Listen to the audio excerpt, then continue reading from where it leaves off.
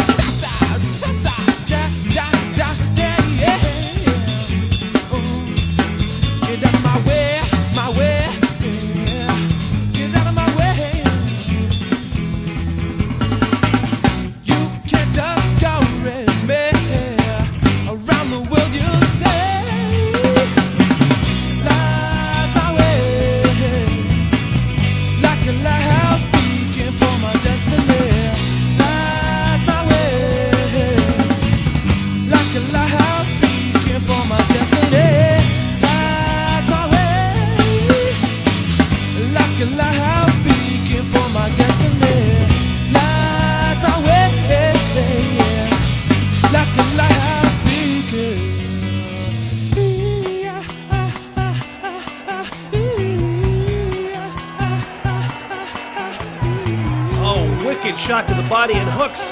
Can he recover from this one? There's not much time left in the round. He's waving it off, but he was definitely hurt there. Another quick combination to the head. That's it, folks. Referee stops the contest.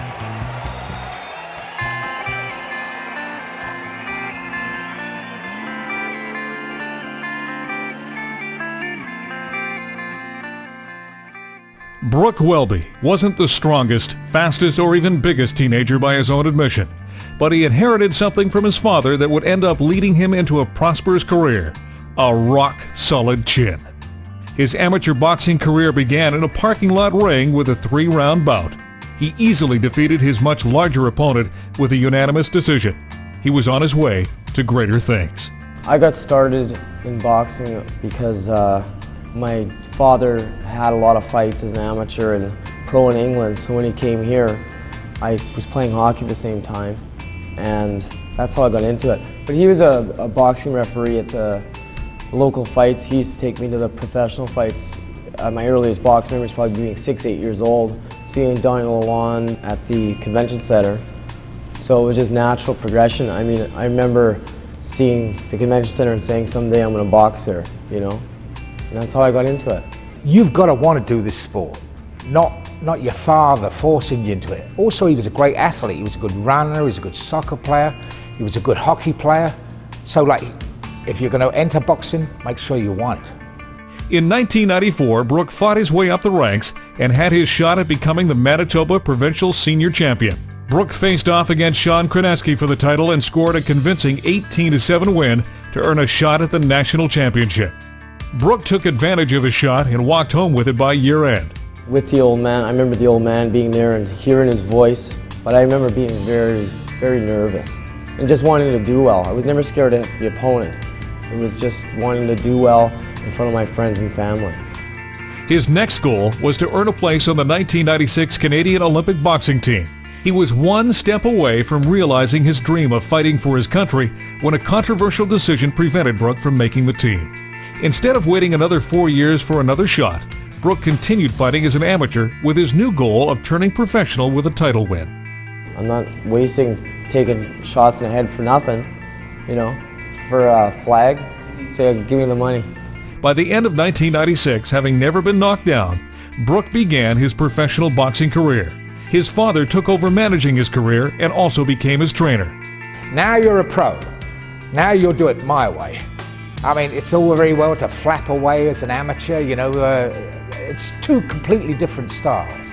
Now you become a pro. Now you're under my influence. Now I train you. As an inexperienced professional, Brooke had to prove himself in the boxing world, taking fights whenever the opportunity came up. He frequently made road trips throughout Canada and the U.S., fighting in smoke-filled bars, suburban shopping malls, and even a cornfield. We give away 16 pounds. We give away weight. We travel all night. We do 22-hour road trips. He'll only get better. He'll only get better, I assure you. He'll get better. In 2002, the Canadian junior middleweight title was vacant, and Brooke received the call to fight Joachim Elsine at the Molson Centre in Montreal.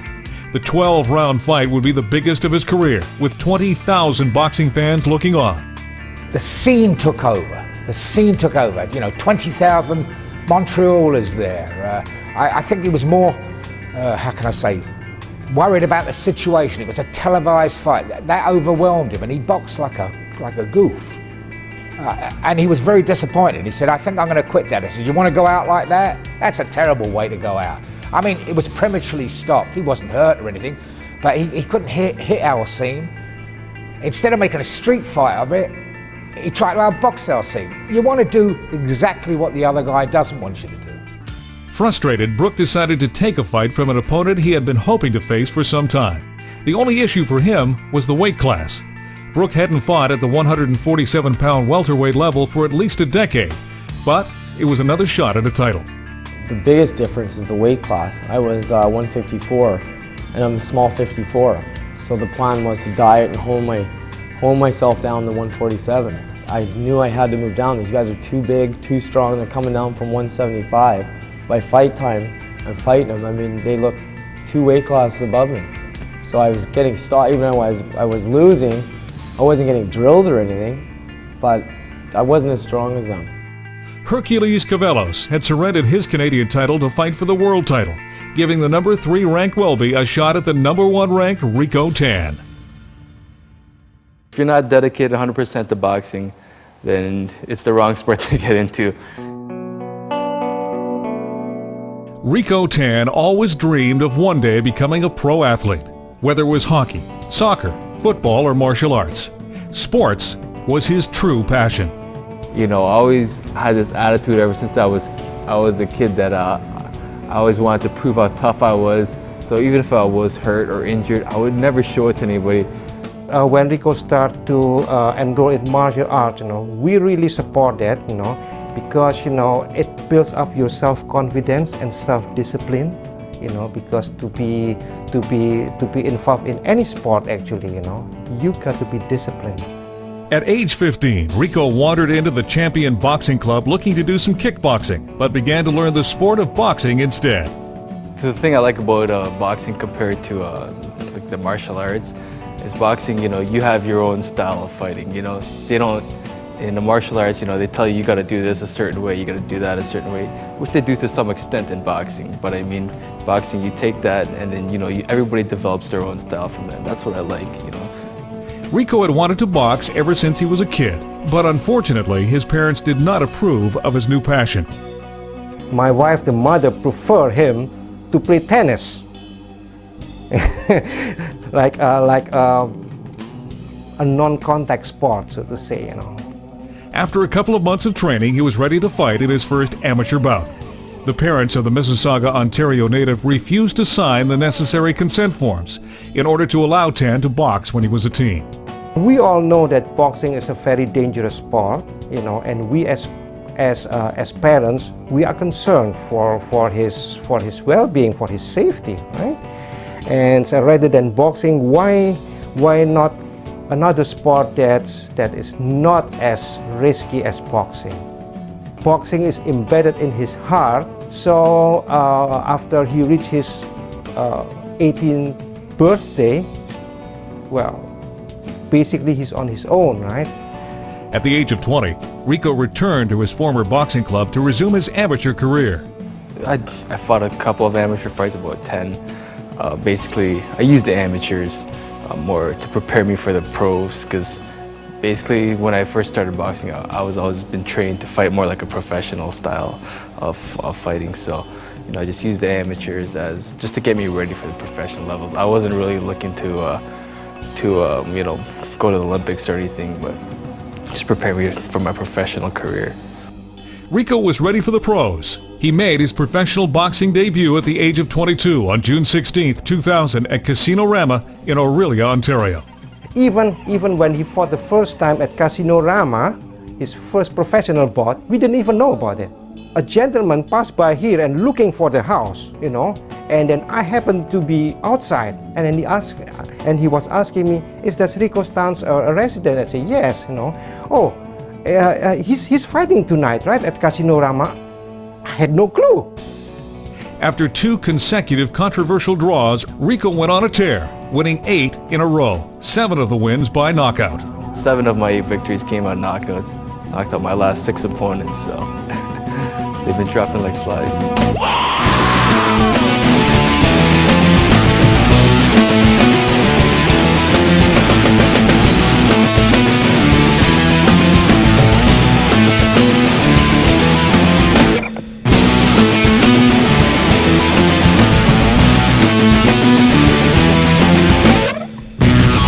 In April 2003, Rico signed for a 12-round championship bout for the vacant Fedicentro WBA welterweight title. In April, I won the WBA Fedicentro welterweight title.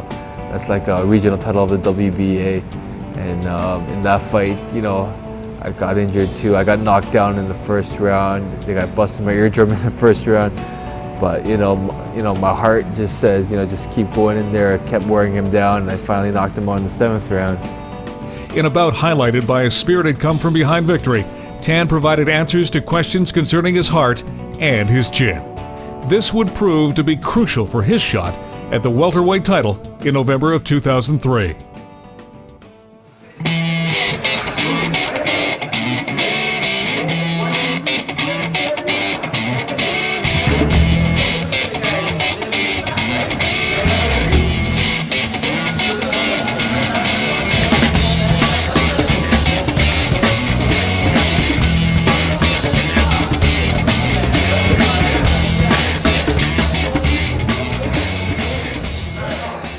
Last week of training, we were basically loosening up and just finishing off on what we've been working on. A lot of feints, a lot of pressure.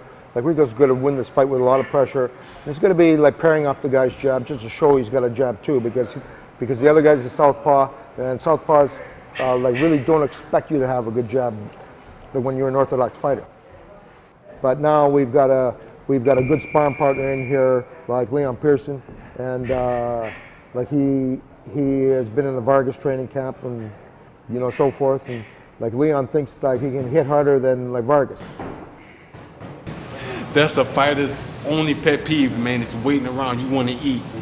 You want to eat anything you see. You want to eat. So once you weigh in, you can eat. You feel just fine. That's what Rico's going through. He just want to eat, man.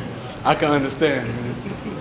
Yeah, you have to watch your weight, man. It seems like it takes forever for the fight. You're just so hungry. 24 hours a day, you're hungry. And then after the fight, so a week, you eat like a pig every day. It's like you never get full, so. That just lets you know when you're in good shape. Your metabolism is going fast, you know, that's all. So what do you think of Rico's condition? Oh, he's a workhorse. He never gets tired. It's hard to beat a fighter who never gets tired, you know. That's why I don't think this guy he's fighting got a chance in hell of winning. From what I hear, their game plan is to run. What kind of game plan is to run? You come to win a fight, not run, you know. Rico's just too strong. He's too strong, you know. The only thing you can do is try to counter him in between his punches, you know. You can't overpower him, so, you know, I guess the best thing for this guy to do is run and try and catch Rico with something he can't see. Other than that, I don't see the guy winning.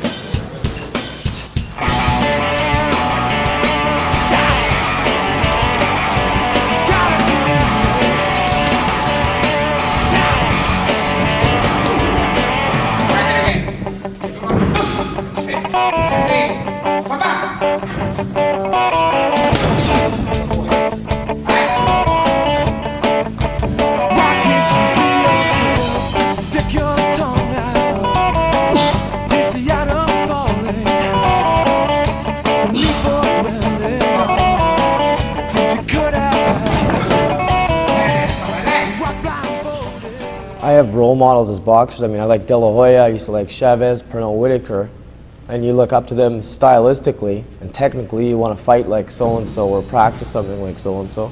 But my dad always said, get your butt in the gym. The fighting is the easiest part. That's where you have the fun, is doing well in your fights. The tough part's the training. The training, getting up in the morning, doing road work. I never used to like it. I mean, I still don't like it, but you have to do it. It's just part of the game. I don't do anything really well, but I do everything. I don't do anything bad either. I can box a bit, I can punch a bit, I can go to the body well. I mean, I think the biggest thing is probably I can adjust. I can adjust. If one plan's not going well, I can switch. I'm adaptable.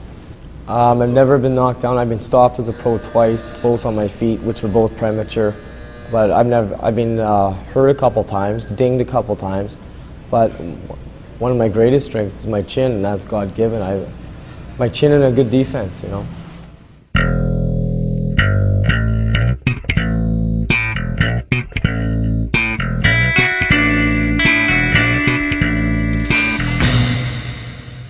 He doesn't have the footwork, and he doesn't have the hands up and the technical experience, and I do. Okay, so we got manager. Okay, basic regarding the 3 judges are scoring, and it's a 10-point must system. Okay, I'd appreciate it if you could turn that off while we're doing this.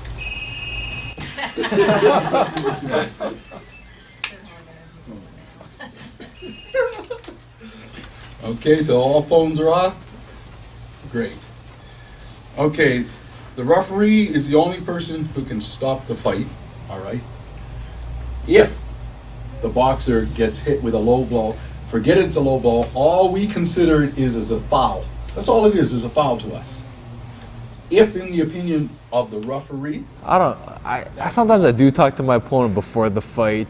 You know, I have no interest in my opponents. I really couldn't care less. Man, when I'm in there, I'm just bored. I want to get in the ring and go to war. That's what I do, you know? Well, I know he's a rangy southpaw, he's left-handed, he likes to move a lot. You know, he's got a lot of experience, so he's gonna have a little bit of ring savvy. But, you know, I plan to take that away from him by, you know, keeping the pressure on him, working him down to the body, and eventually knocking him out. I'm a slick southpaw, but I like to drop the left hand in and have a good right hook to the body. Most of my knockouts come from the right hook to the body. So, I mean, I can bang a bit. Everything I do in the ring is to set up the knockout. So I don't try to knock a guy out with every punch or every combination I throw. But, you know, I try to set certain things up so when I see that opening, I can take full advantage of it. I've seen him fight once and he didn't look too good to me. He looked hittable. He went down in the first round against a guy that was a blown up lightweight. So I'm saying, what if he gets hit by a legitimate welterweight? I don't think he'll be getting back up, you know? And he looked easy to hit to me. His style was perfect for me. What he did show me, he had a lot of heart. He was in great shape. I feel I'm in great shape right now. Tell you the truth, I feel really hungry, you know? I've been dieting for like the last 4 weeks to get down in weight. Rico seems like a nice kid, but hate to upset the hometown fans, you know, but skills pay the bills, you know? I'm gonna knock him out. I think I'll stop him within 6. I know what round, but I'm not gonna tell you what round because, you know, I can't give everything away. I think boxing is the ultimate sport, the ultimate combat sport, man. It's man's nature to fight, you know?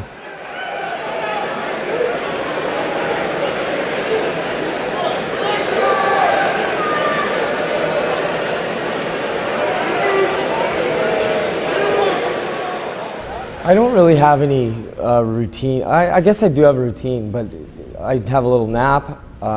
There's not much you can do. You just sit there and try and keep the negative thoughts out of your mind. You don't want to imagine yourself going down or not winning. You want to keep things positive. Positive thinking, I guess. I mean, other than that, it doesn't change. I've had so many pro fights now. I've had 47 pro fights or something. So I'm getting quite used to. I have a comfort level in the dressing room. Just keeping relaxed. That's the main thing.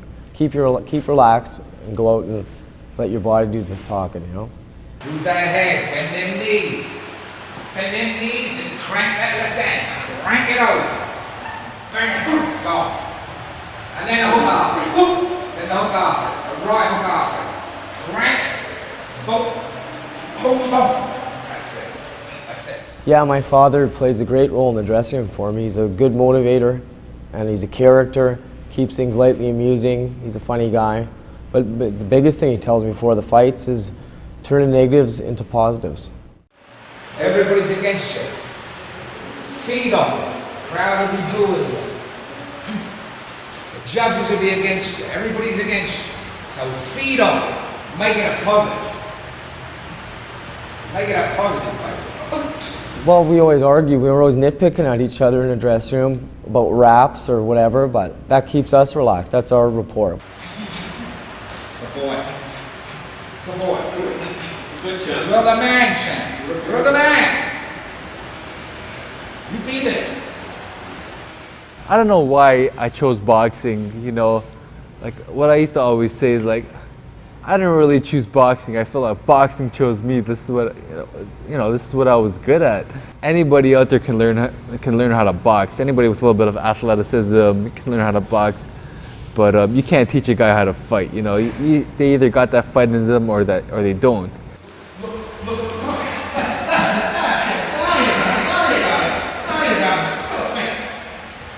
Boxing is one of those games where it's not like, playing baseball, where if you're not good at baseball, you just sit on the bench. If you're not good at boxing, you get hurt.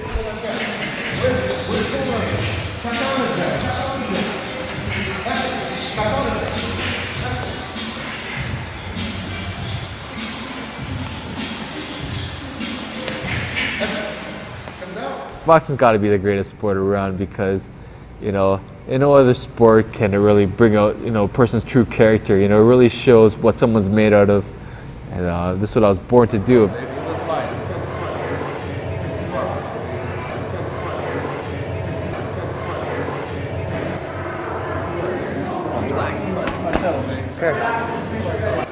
First, in the blue corner, weighing in this morning at 147 pounds even.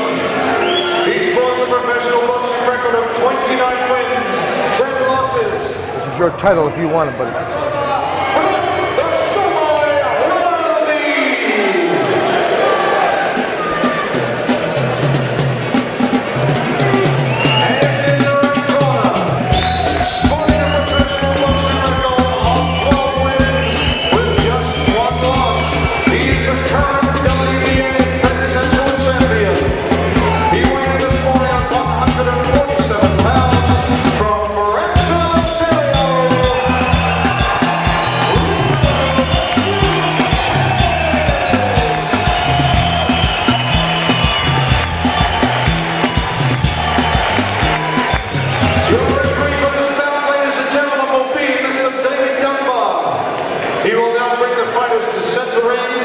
And give them then announcements.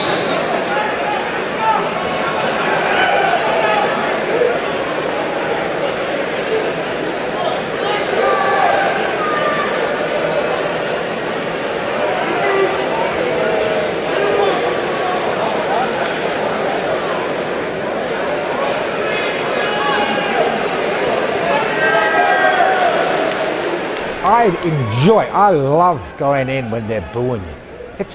They care. I love it when they're booing me. It gives me an erection. I love it. Boo me. Oh, it's wonderful. I want it. So turn that into a positive. Randy Michaels along with Jermaine Williams for the Canadian Welterweight Championship. And fighters meet in the center of the ring. Referee for the fight is Dave Dunbar. Canadian Boxing Federation rules, there is no standing 8 count, no 3 knockdown rule. Only the referee can stop the contest, and the boxer cannot be saved by the bell in any round. We're just about ready to go. Canadian welterweight title on the line. Brooke Wellby and Rico Tan. And here we go. And Rico comes out ripping shots just like we expected him to do. Definitely. This is his hometown. He wants to give the people a good show, so expect him to be very aggressive throughout this first round. It always seems to be Rico's style, never taking a backward step, always throwing bombs. And we'll see if Welby's southpaw style gives Rico any trouble in the first round. Welby's definitely, he's a veteran in the game, so I think he'll be able to weather this storm. He's probably just going to feel him out this round and see what happens. A nice combination, and Welby smart to get out of that corner. You don't want to stay in that corner too long with the punching power of Rico Tan. Definitely. Both of these athletes are in great shape. Obviously, Rico's looking in much better shape. He's more physical, and he's definitely more in better shape, basically. Well, I talked to the fighters before the fight, and they both say they're in the best shape of their careers. Okay. And it definitely shows. Nice little combination. Well, they're mixing it up well, and Welby seems to be shaking some of these shots off. And a nice straight left hand from Welby. this is Brooke Wellby's third shot at the title, so he's been through this pressure before. Yeah, he knows exactly what to expect from these type of fights. There's a very amount of high pressure on this. Rico's only been in a couple of championship fights. We'll see what Wellby and Rico can do for this. Some nice action so far in the first round. And he landed that wide right hook, which I don't think Rico is used to seeing that. I know he's been sparring with a lot of southpaws training for this fight. Rico has some really good head motion. He's moving his body a lot more than Brooke is. Brooke is covering up real well in those body shots though. Watch out for that left hook to the body with Rico. He loves to finish off opponents with that, so watch out for that. Good first round action so far. Pretty close round. I'd have to give the edge just a little bit to Rico so far, just because of the pressure. Definitely, his aggressiveness is going to score very well with the judges.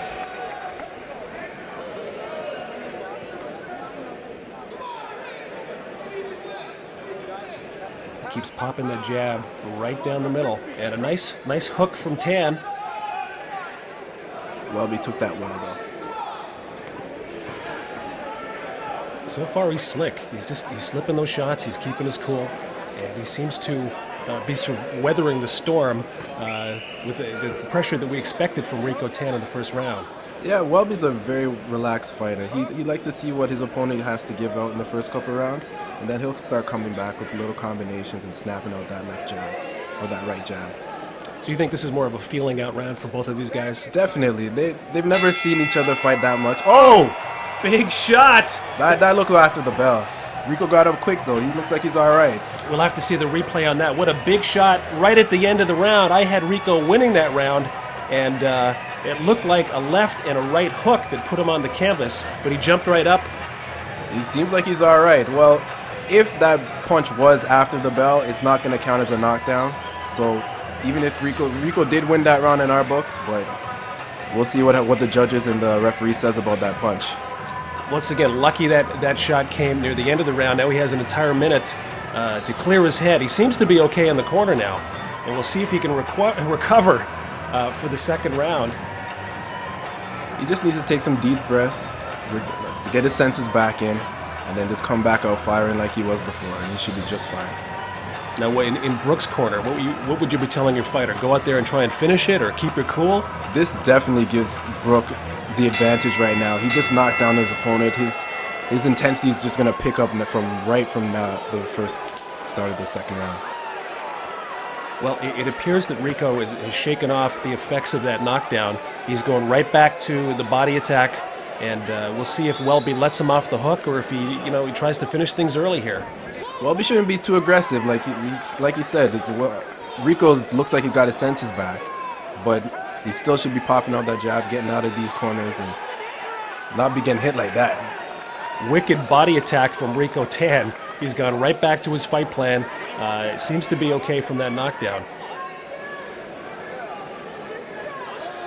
Certainly providing some excitement for the hometown crowd, not the way we expected. We usually, it's the other way with the knockdowns coming from Rico Tan. Definitely, because Brooke isn't a real power puncher, so to see this from Brooke is quite surprising, because we know already that Rico has a big heart and a really good chin.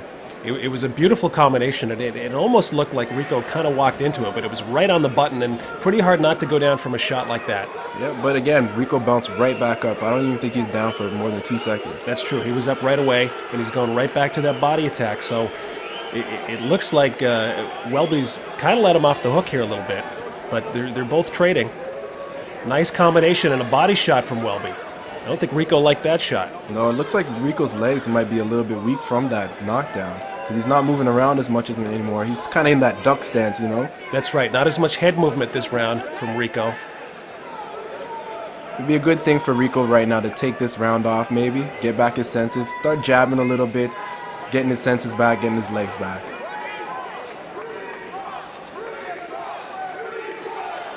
He's right back to going forward. That's just his style. He just loves to go forward. He doesn't back down from anything. True. Wellby the boxer. He likes to get up on his toes and move around and just, slick movements, snapping that jab out.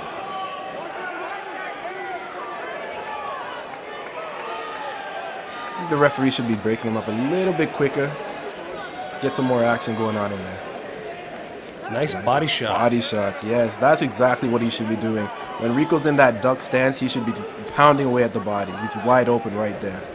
We'll see. That could play a factor if the fight goes into later rounds, those body shots. Definitely. Those really take your toll on a boxer once you get into those later rounds. It might not be effective right away, but it will definitely cut down their breathing and their movement.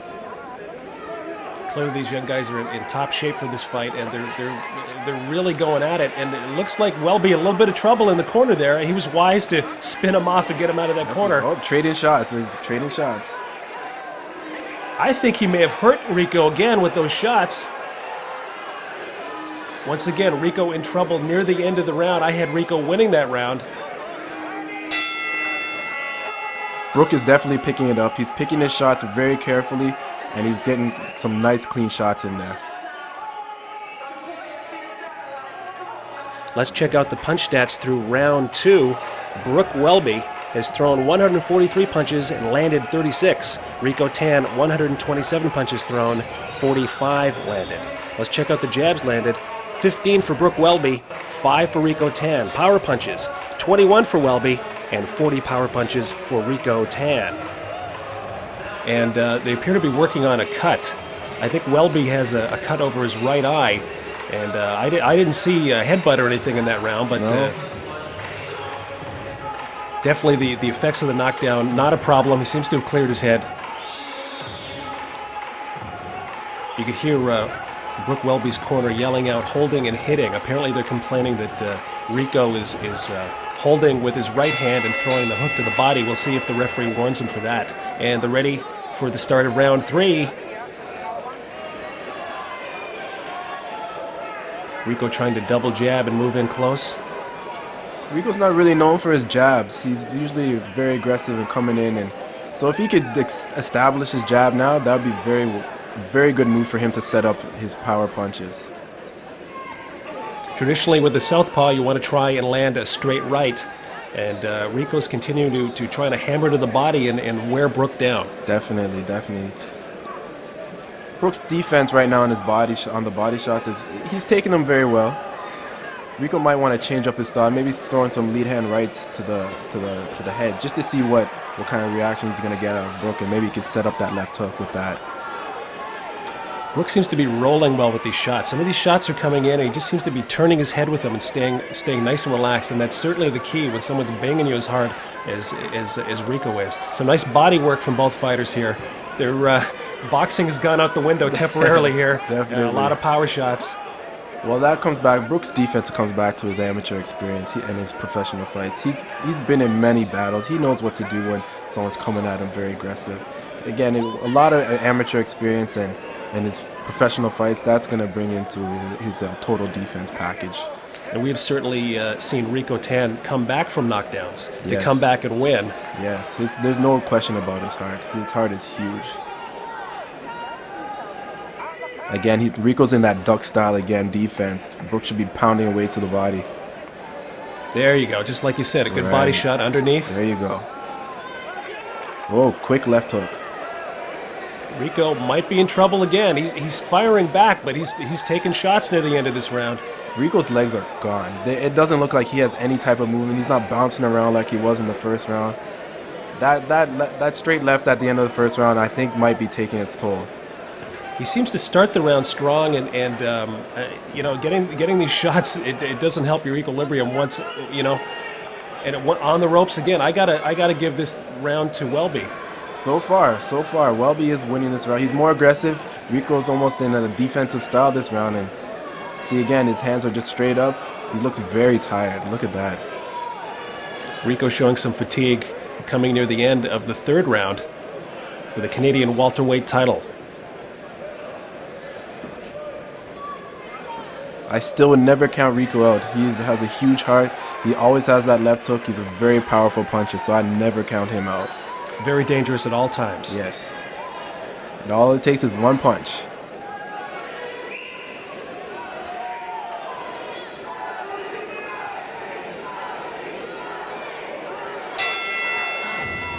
And that's the end of that round.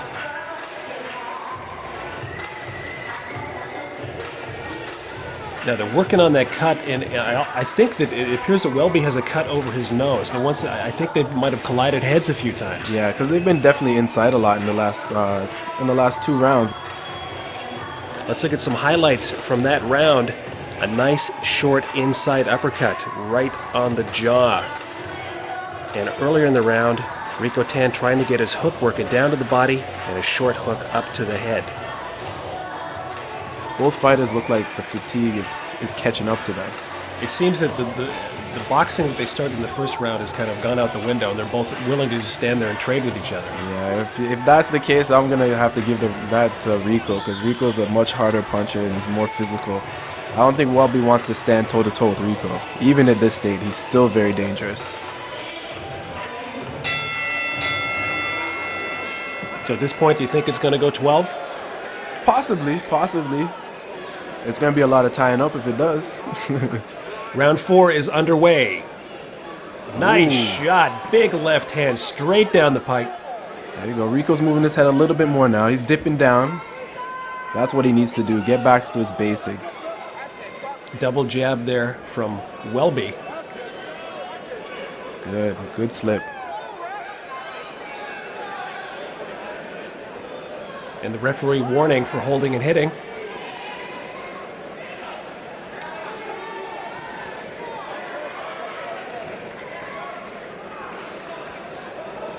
Rico doesn't seem to get that left jab going. You think he would do well to get that left jab pumping? I think so. It will set up his right hand and then the left hook. Again, he loves to throw that left hook, and you can't really throw that left hook without setting it up with something. And for him to establish that jab, follow up with the right and then left hook to the body, he needs to throw more combinations, basically. He's just going, it looks like he's just one punch. He needs to get some more combinations into there, some 1, 2, 3, mix it up to the head and to the body. He's been concentrating on the body the whole match. I think it's time to move upstairs. Some nice action in the corner. I think Wellby was lucky to roll his head with that shot. That could have been a fighting... What am I saying? That was a big shot that could have ended it right there. Oh yeah, very dangerous. But again, Wellby's experience with the amateurs and the professional fights, he knows he has good defense. He knows how to take these punches. Rico rolled with that shot a little bit. I don't think that was flush. No, not at all.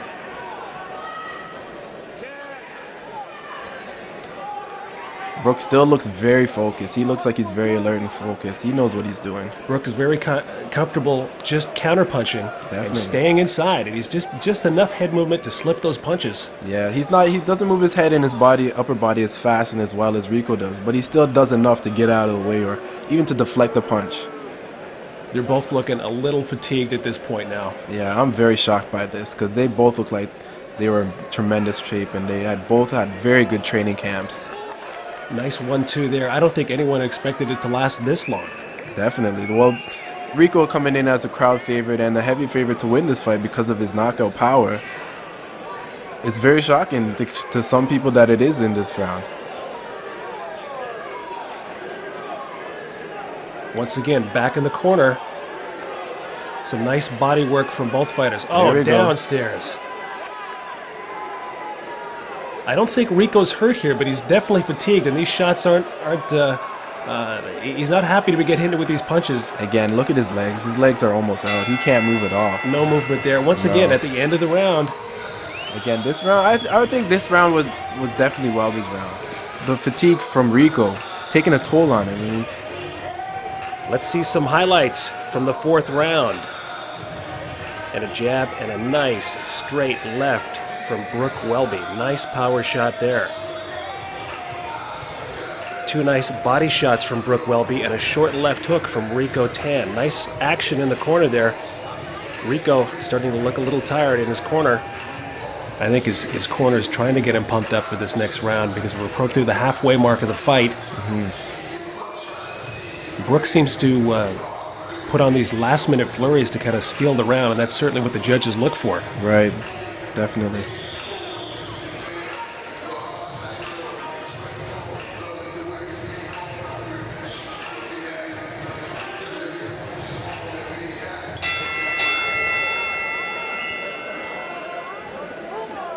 Rico needs to establish his jab. Right now he's so tired, he needs to keep Brooke away from anything. By pushing out that jab, he can keep Brooke away and not getting any flush combos. And then if Rico sees an opening, boom, drop that right hand. He just needs to put more combinations together. He's just going for one punch. And Brooke's defense is too solid to get one punching in. You need to get to Brooke Wellby, you need to throw combinations. That's true. Rico just throwing one at a time here.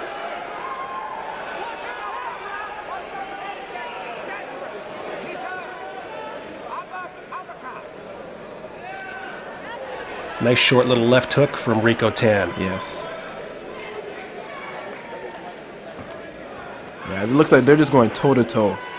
And I would still give the edge to Rico. Even though he's fatigued, his punching power is just much more superior than Brooke's.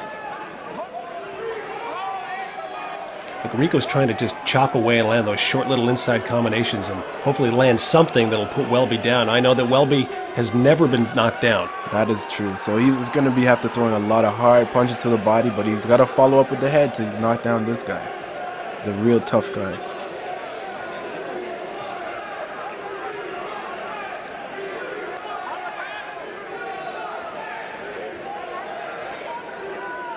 Some nice action on the inside here. Look. Ooh, oh. Big uppercut. That might have hurt Rico. He's holding on. I think that uppercut hurt Rico, definitely.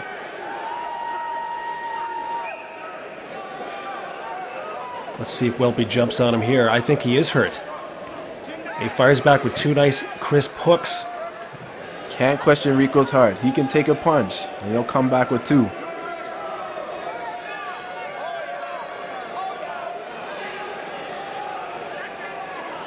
The old saying, they could fight in a phone booth. They don't need a 20-foot ring right here. They're going right at it. Definitely. These guys aren't moving anywhere. They're just going toe-to-toe right in the middle of the ring.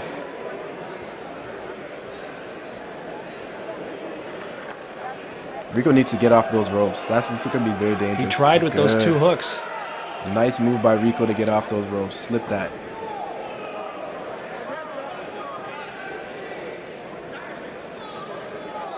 Brooke's still bouncing on those toes. He looks like he's picking it up. Definitely looking to be the fresher of the two. Yes. The difference seems to be here that Wellby can, when he gets in trouble, he can box again. He can box and move and get on his bicycle, so to speak, and start moving again. Rico seems to know one thing, and that's just to come forward and throw bombs. Yes. Oh, Rico's calling for it. He's saying it didn't hurt him. Welby seems to think he's winning this fight. He's getting pumped. Definitely. He's taking in the boos and the cheering from Rico, so.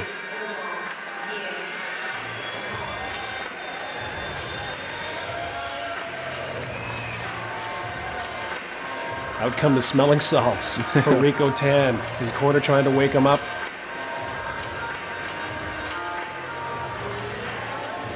Time to check out our punch stats through the end of round 5. For Brooke Wellby, 336 punches thrown, 106 landed. For Rico Tan, 284 thrown and 71 landed. Here's the big difference. 39 jabs landed for Brooke Wellby, only 5 for Rico Tan. The power punches virtually even.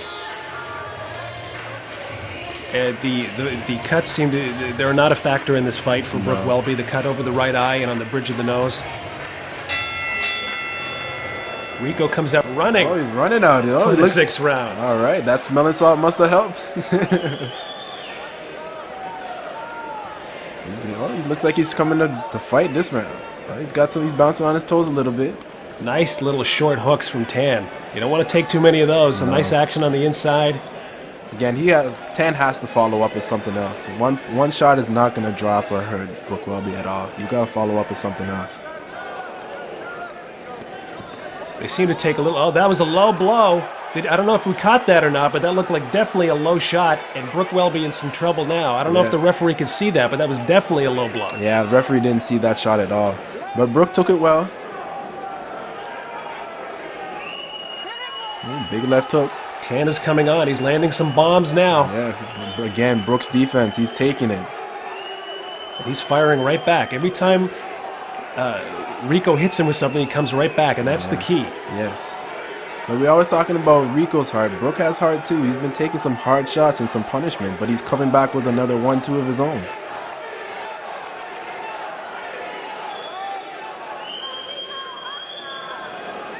Again, that body is wide open for Rico. Brooke's got to take advantage of that. Rico's staying too low, and he's got to keep his head up. You got to see where the punches from Brooke are coming from.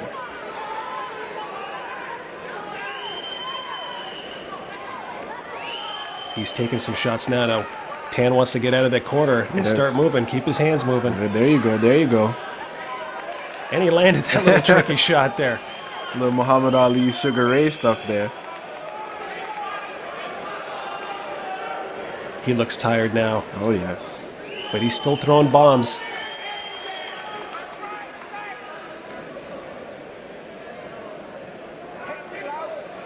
Once again, boxing has gone out the window. They're just trading shots here.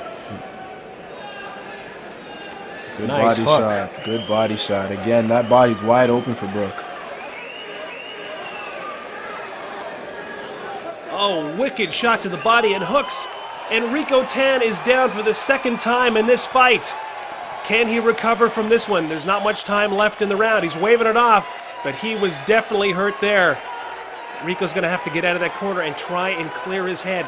Now can Wellby? Can he finish it off this time? He steps in, another quick combination of the head, and Tan is down. That's it, folks. Referee stops the contest. Brooke Wellby's ecstatic. Brooke Wellby is the new Canadian welterweight champion. Can you believe it? Well, I was making the knockout sign, which is not very classy, because they disrespected us. They thought we were prairie sod farmers with the cow's poop on our shoes. We weren't. We came to win. We came to win, but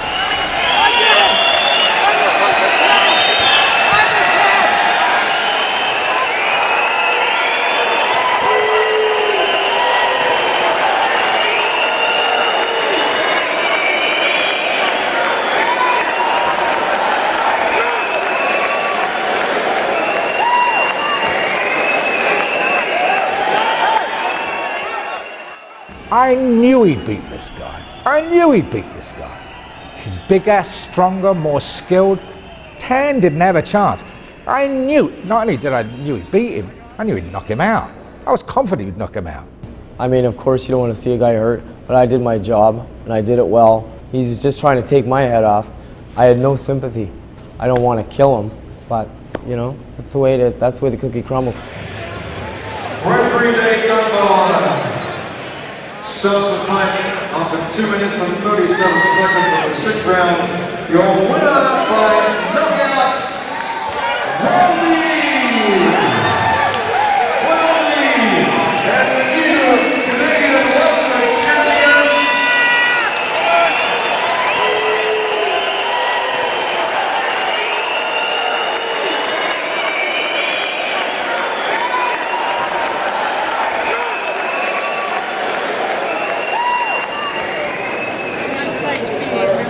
Good fight. thanks a lot, Brookie.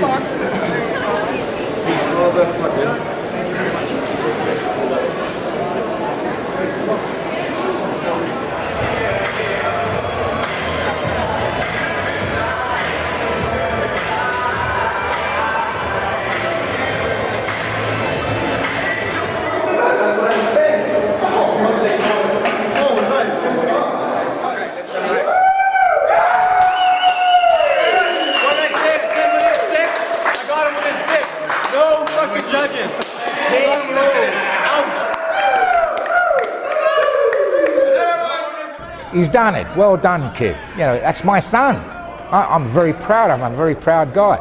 It was just like an anchor being lifted off my shoulders. It was like, I'm a successful fighter now. I've said I'm a Canadian. I'm going down in the books. So it was relief. No matter what, they can't take that away from me. I had my nutty nieces from Toronto there. They were going crazy. We had 5 or 6 buddies come from Winnipeg. Well, we're carried away with emotion, and I assured you, a few beers were drunk that night. I could retire tomorrow and I'd be a happy man. You know, it doesn't get better than this, and then to do it in his hometown, in front of his fans. I mean, come on. I'm a road warrior. What can you say? He's me. And enough of Mr. Tan. I mean, go back, beat your club fighters or whatever. Come talk to me in a couple of years. When I was in the dressing room, I was just, you know, it started to sink in, like, you know, what happened? I was thinking this was a bad dream. This can't be happening, you know. You know, I was just so disappointed in myself. I just felt that I let everybody down, and then, you know, I didn't, you know, I let my friends, my family, everybody that came out to cheer me on, I let them down. And then, you know, my manager, my whole team, you know, I just felt, you know, real down, felt, you know, just emotionally, it just wasn't there, man. I just, you know, almost broke down in the dressing room.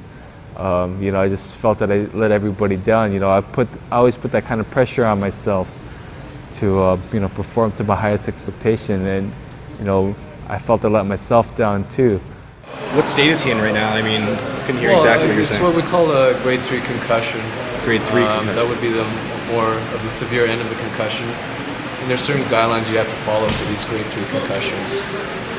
Which, like what? He's not going to be able to fight until he's fully recovered? Yeah, or the commissioner regulates a 30-day suspension with regards to further fights or even sparring, actually. Okay. But the guidelines are such that he shouldn't be participating in any activities until he's asymptomatic. So that may go beyond the 30 days. And I explained that to the trainer, the father, and the athlete. Okay. It's a bit new for him, and he's a bit disappointed. But yeah, he's a young fighter. I think he'll probably come back from this, but we'll see.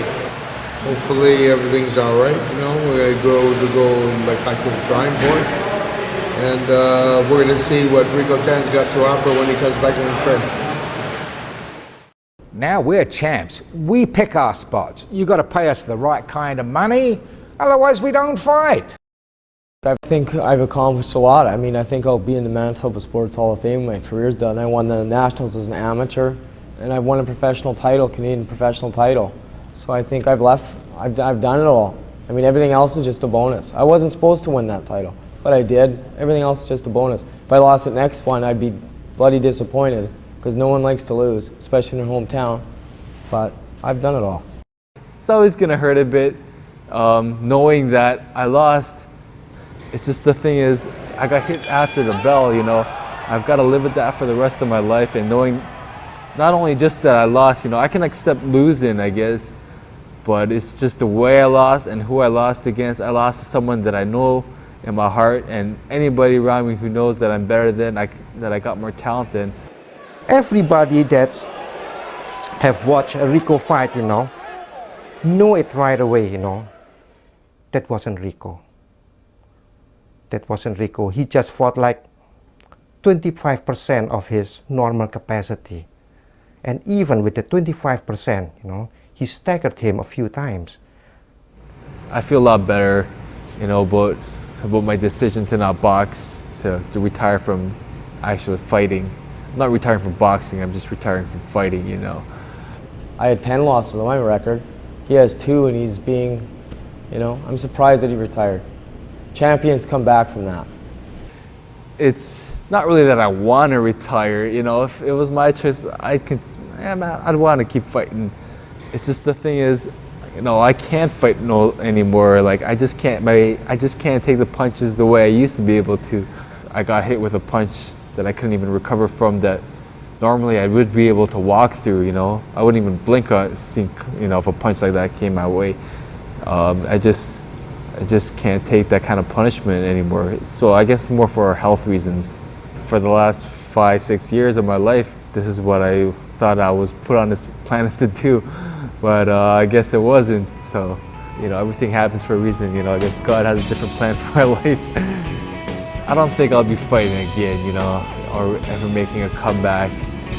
But I can't predict the future, you know. To me, this was just the beginning of it.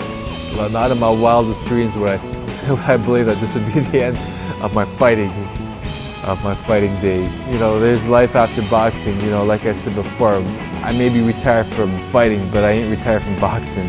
So I mean, all I can do is stay positive and look towards the future.